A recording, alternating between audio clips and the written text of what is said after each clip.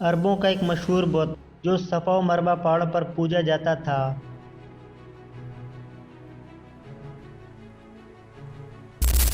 یہ وہ بت تھے جنہیں لوگوں نے اپنے ہاتھوں سے نہیں تراشے تھے، بلکہ یہ جیتے جاگتے حقیقی انسان تھے۔ انہوں نے خانہ کعبہ کے اندر ایسا کیا جرم کیا تھا جس کی وجہ سے اللہ نے انہیں ایسا خوفناک عذاب دیا جو آنے والوں کے لیے عبرت کا نشان بن گئی۔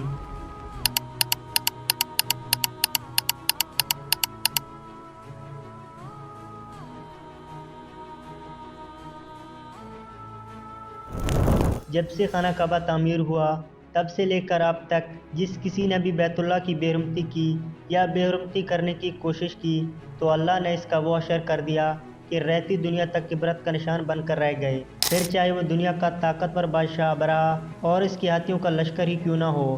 اس کے علاوہ تاریخ میں کئی ایسے واقعات ملتے ہیں کہ جنہوں نے کعبہ شریف کی بے حرمتی کی اور اللہ نے ان کو دردناک عذاب دے کر پناہ کر دیا۔ اس کی ایک مثال اصاف و نیلہ ہے۔ اصاف بن یالا اور نیلہ بنت زید دراصل قبیلہ جرم کے ایک مرد و زن تھے۔ نیلہ ایک خوبصورت اور حسین لڑکی تھی جو اپنے قبیلے میں یمن کے کسی علاقے میں رہا کرتی تھی۔ یہ خوبصورت حسینہ قبیلہ بنی جرم میں اپنے حسن کی نمائش کیا کرتی تھی۔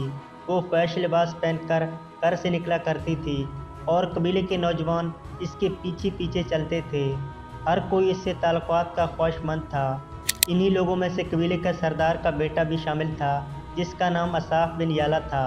اصاف اور نیلہ آپس میں محبت کر بیٹھے اور یہ محبت بہت ہی جلد خباثت میں بدل گئی، اور جب کبھی موقع ملتا تو دونوں زنا میں مشغول ہو جاتے، اور اس طرح یہ سلسلہ یوں ہی چلتا رہا۔ جب ان کے گھر والوں کو اس کا علم ہوا تو وہ ان کے خلاف ہو گئے، جس وجہ سے ان کے ملنے پر پابندی لگا دی گئی۔ ایک دفعہ کا واقعہ ہے کہ بنی جرم کا ایک قافلہ حج کرنے کے لیے مکہ کے لیے روانہ ہوا تو یہ دونوں بھی اس قافلے کے ساتھ حج کے لیے چل دیے۔ قافلہ مکہ پہنچا اور یہ حج کے ایام تھے۔ انہی دنوں کا واقعہ ہے کہ ایک روز کعبہ میں لوگوں کی تعداد بہت ہی کم تھی اور آس پاس کوئی بھی موجود نہ تھا، لہذا شیطان نے ان کے دلوں میں وسوسہ ڈالنا شروع کر دیا اور دونوں خانہ کعبہ میں داخل ہو گئے اور اس تنہائی کے عالم میں زنا کرنے لگے۔ ان کی اس خباثت اور خانہ کعبہ کی بے حرمتی پر زمین اور آسمان کانپ اٹھا، سمندر کی موجیں جوش مارنے لگی اور اللہ کی طرف سے عذاب نازل ہو گیا۔ ہوا کچھ یوں کہ جب وہ کعبہ کے اندر بد پھیلی کر رہے تھے تو اسی وقت ان کی روحیں قبض کر لی گئی۔ ان کے گوشت پوش کے جسم پتھر کے بنتے چلے گئے۔ یہ لمحہ انتہائی خوفناک اور عجیب و غریب تھا۔ دو زندہ انسان عذاب الہی کے تحت اب پتھر بن چکے تھے۔ کچھ دیر بعد جب بنی جرم کے لوگ کعبہ کے قریب آئے اور بیت اللہ کے دروازے کو کھولا تو دونوں بدبخت برہنہ حالت میں پتھر بنے کھڑے تھے۔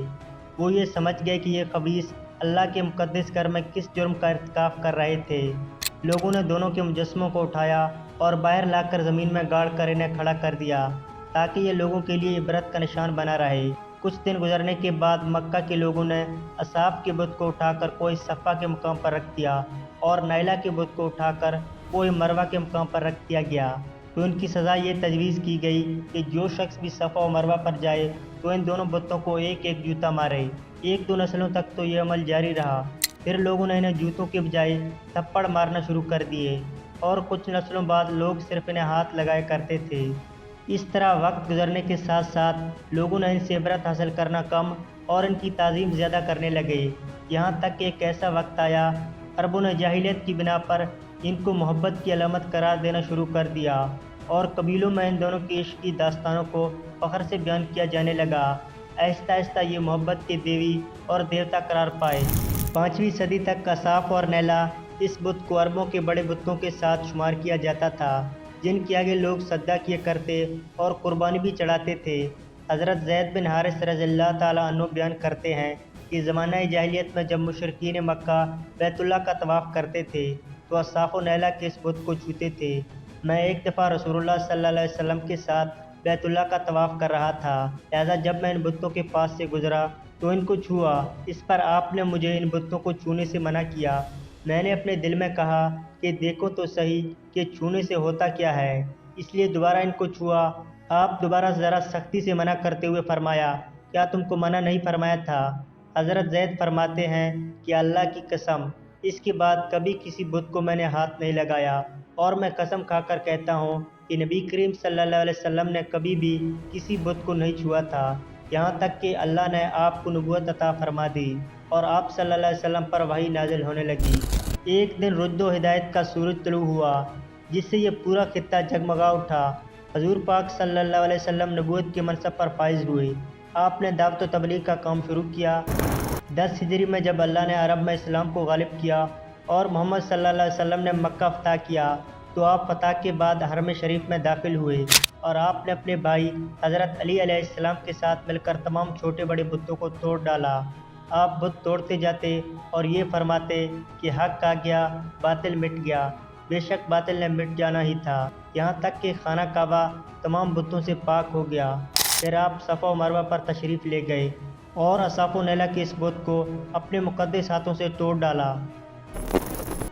ہم نے جانا کہ اصاف و نیلا کے بتوں کو لوگوں نے بطور عبرت کو اس صفا اور مروہ پر رکھا تھا، لیکن شیطان نے انہیں ایسے گمراہ کیا کہ وہ اس کی پوجا کرنے لگے۔